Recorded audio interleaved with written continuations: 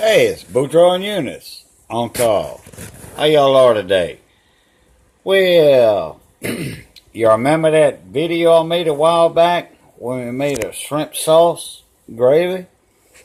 And then I did the leftovers with a baked potato, and I did a stuffed potato. Well, this time, this is just a little short video here now.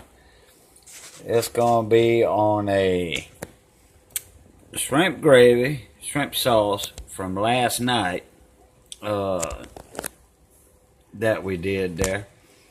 And while LSU was playing. But I got po' boy bread on this.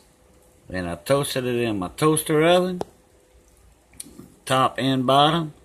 Didn't add nothing to the po' boy bread.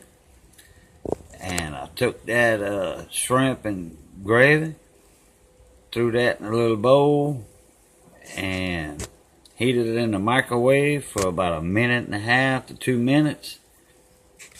And slathered all that goodness right there on top of that po' boy bread. Yeah, buddy. And there she be. So, now, we're going to eat good in the neighborhood tonight. And ain't no Applebee's over here for sure. Got a couple of apples in the icebox, but that's about it. Alright, we'll catch y'all plus tard.